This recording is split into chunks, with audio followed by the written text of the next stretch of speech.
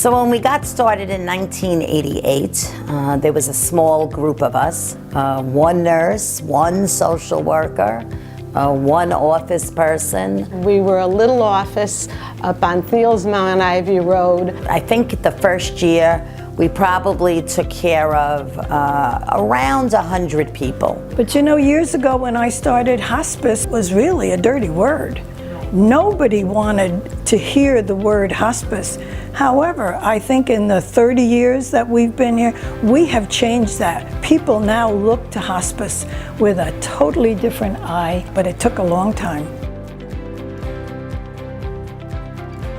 In the year 2000, we moved into our new offices on Stokeham Lane in New City. And along with that, that was our first capital campaign. So that, you know, we were now able to do things that we hadn't even thought about doing before. The next big step in the life of hospice was the creation and establishment of the Joe Raso residence. The fact that we were going to be the first in Rockland County to build a home, it piqued him, and so it was kind of easy in the end to say, Joe, you always said no one's going to remember your name when you're gone.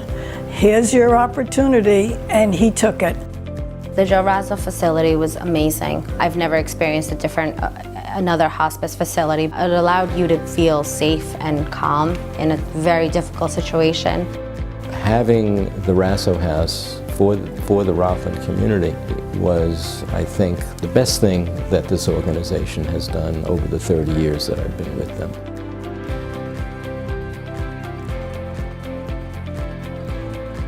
Do you know, there are many services that hospice provides that are mandated services, but there were always services that we felt that were important to be added because they improved quality of life.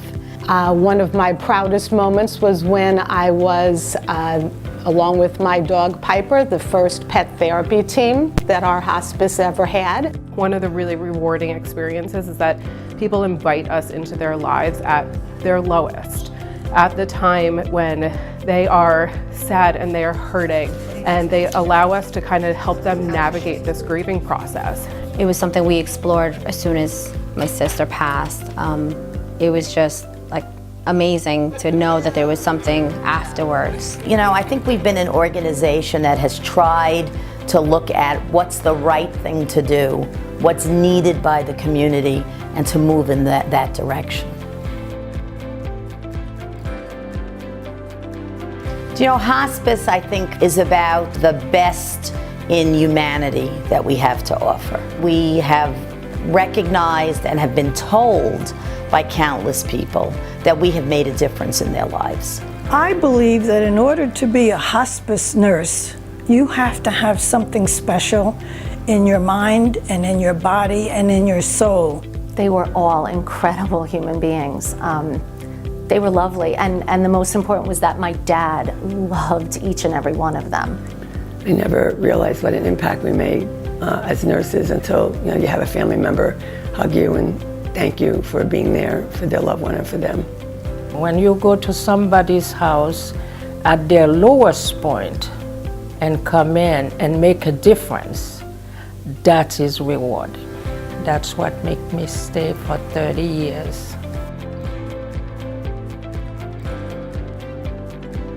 You know, when I look back over 30 years, I do proudly think that we have, at least for many individuals, changed the way that people die in this community.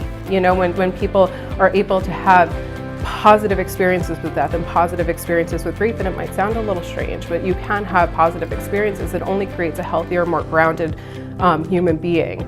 People don't have to die alone. They don't have to die in pain. Their family is able to have support.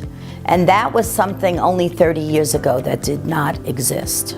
So in those 30 years that I've been on the board, I've seen a lot of changes in the operation. It's become much more professional. And having that evolution with hospice happened, I think has involved many more people thinking about it, to the extent that it's brought out into the open. We would like to think we've made an impact in the community for the better, and that Rockland is a better place to live and die because United Hospice of Rockland is here.